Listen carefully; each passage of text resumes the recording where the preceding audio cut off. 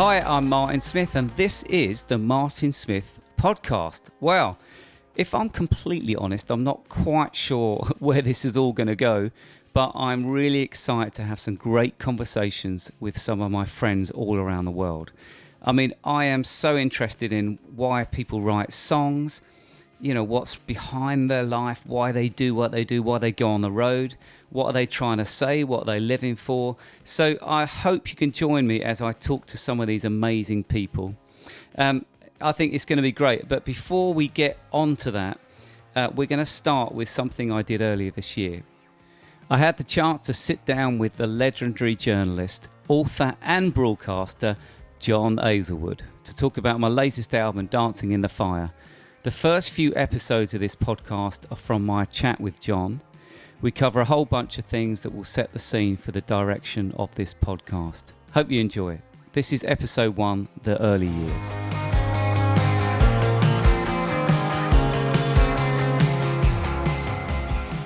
So, Martin Smith, on the very day, Martin, of the release of your latest album. Yeah. Let's talk about you. Let's talk about the beginnings of Martin Smith. You're a Littlehampton boy, weren't you? Well, I was when I got married, but I'm actually an Essex boy, which, I try and keep quiet. But, I was brought up in a town called Woodford Bridge till I was 12, and then my dad got a job in Croydon, and so we then moved to there.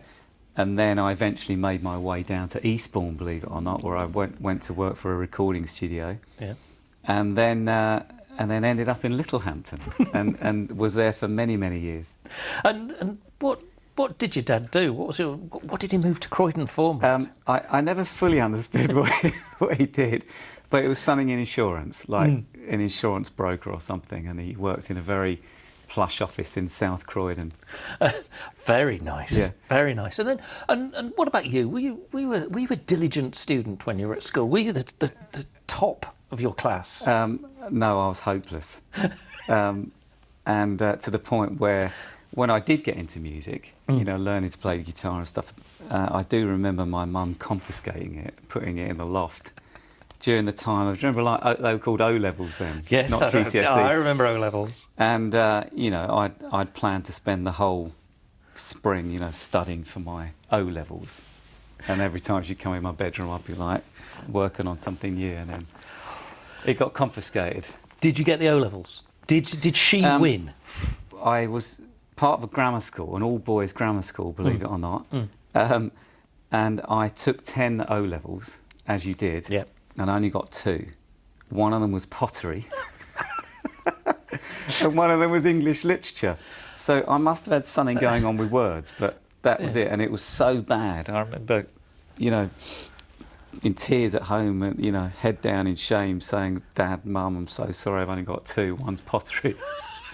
And so they made me resit the year. Oh, okay. So I went down a year. Yeah. And actually, it was the making of me, because I sort of found my level, I found new friends, and it was that year that I strangely entered a music competition. Do you remember Pebble Mill at 1? Of course I do, yes, from Birmingham it was. And it was called Song for Christmas. and I wrote this Christmas song. I was 16 years old, sent it into the BBC. The school got a call, got someone into the headmaster's office. Martin Smith. He didn't really know who I was, because I was a hopeless academic. I've just had a call from Song for Christmas. You're going to Birmingham to record it. And then off I went. I became the school hero.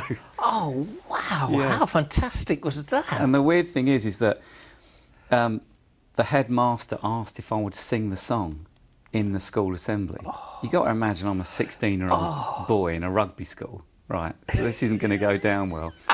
And I got my little guitar amp and I set this mic up. I mean, it must have sounded terrible. All the dinner ladies are there. Everyone's in, the whole 800 mates. And I'm singing, this little Christmas song. And strangely, I had that first feeling of, I quite like this. I quite enjoy doing this. And I can sort of sense the atmosphere in the room change.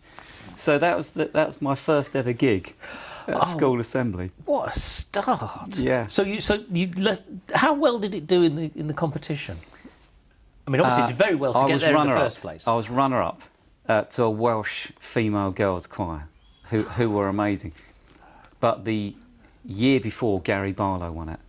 Oh, okay. So, I like to say I'm in that... I like to say, I'm in that company. So, I mean, after school, what did you want? I mean, did you do proper jobs? Proper, in inverted commas, jobs? Not really. I went on a YTS scheme, youth training scheme, when I came out of school. Didn't do A-levels. I just couldn't be bothered. I was really into writing music at that point. I was into it. I went on a YTS scheme, went to join a recording studio in Eastbourne. They took me on for a year, and I did everything from sort of making tea, putting tapes on, sitting in sessions, and doing everything that a tape-op junior would do. Interestingly, my first ever session there was with Paul McCartney. Of course, because he lives up the road, doesn't he? He lives up the road, and he was recording a session for BBC One. Yeah. Called McCartney on McCartney, and we had to turn the floor area of the studio into like a lounge, get some plants in, sofas and everything. Yeah. And my job was just to keep tape on the machines, and make sure like everything was recorded, so that when they took it away and edited, they could make these shows. And so I'm this kid from Essex, suddenly I'm in a studio and there's Paul McCartney, and I was like, wow, this is pretty cool. I think I'd like to do this. Did you get to meet him then? Yeah. Oh, wow. I know. That's the only celebrity I've ever met since. Apart from you, of course. Of course. I mean, yeah, it was great. So, you must have been almost the most important thing in Eastbourne to happen since the mobiles. They were from Eastbourne, weren't they? Drowning in Berlin. Yeah, not a lot does happen in Eastbourne, I have to say, but that did happen, and it's still talked about today. So, did this experience at the studio, did this sort of cement your notion of making music as your career? It did. I mean, I don't think at that point I thought, one day I'm going to write and become an artist or be in a band or whatever.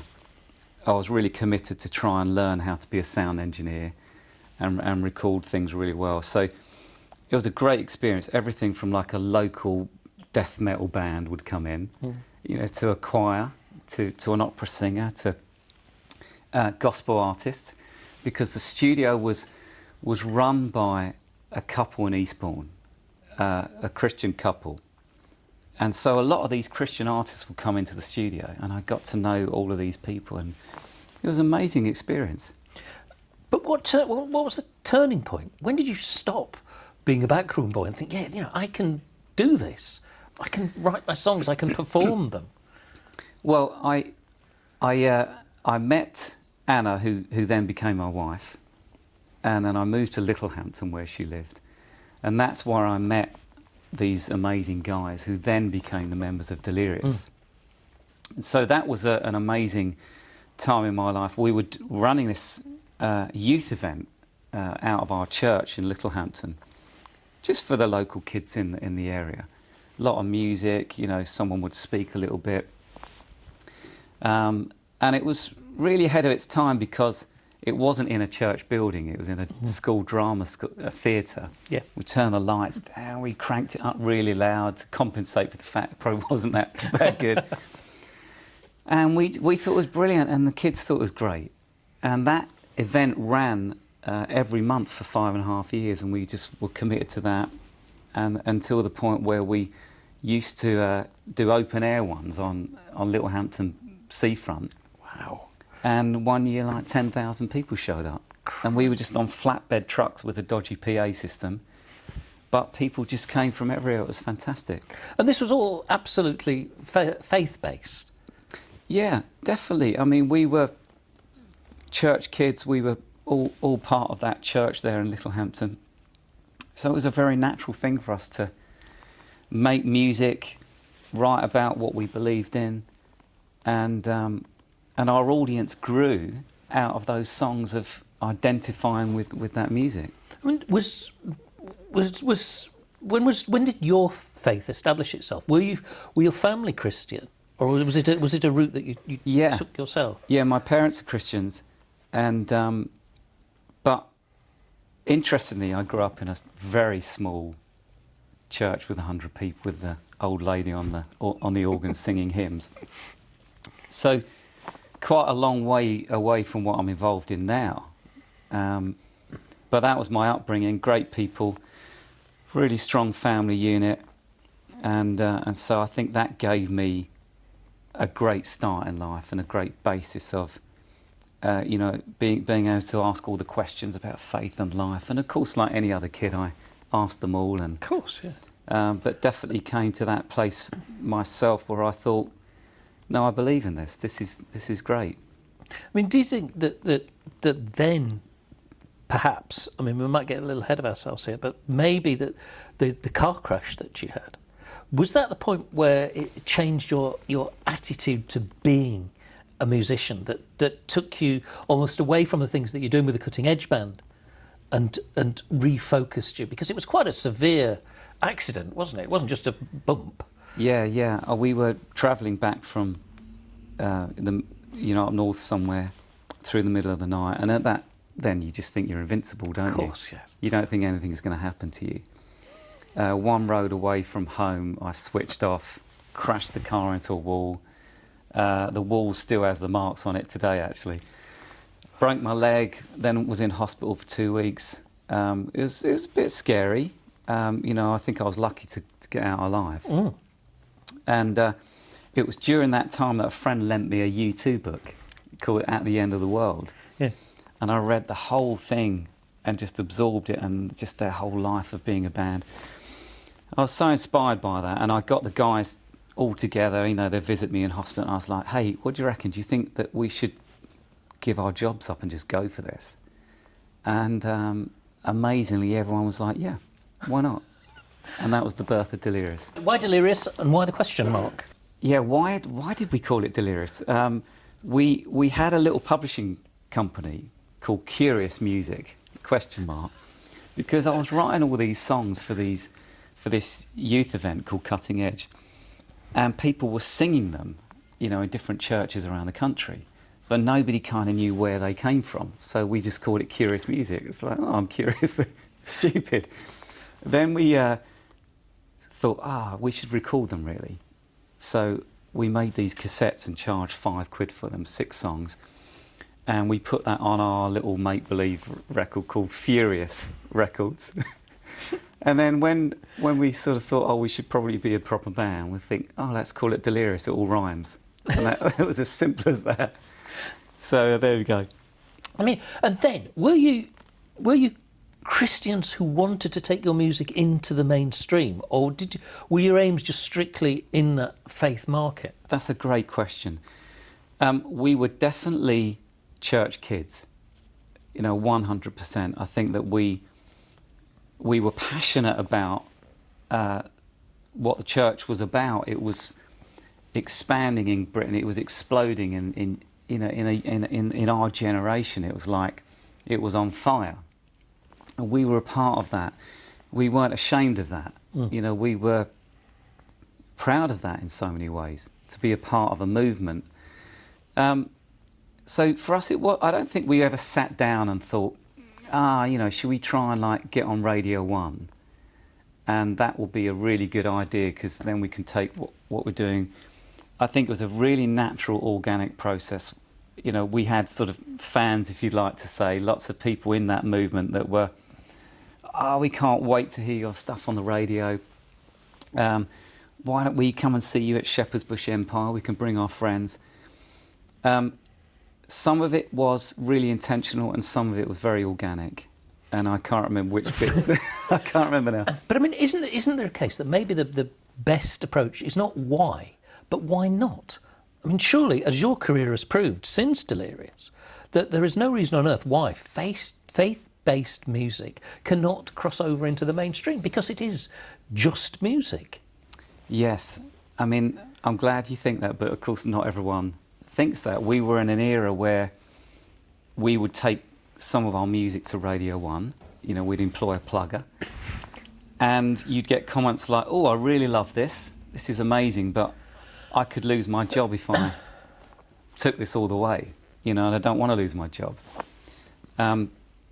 because I think it was still a bit touchy, and possibly still is. You know, it's always the notion that you're trying to sort of, force something, upon people.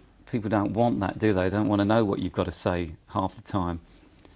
So I think we did the best we could in that moment. I think now if Delirious was around, there might be some more kindness towards it, a bit more favour.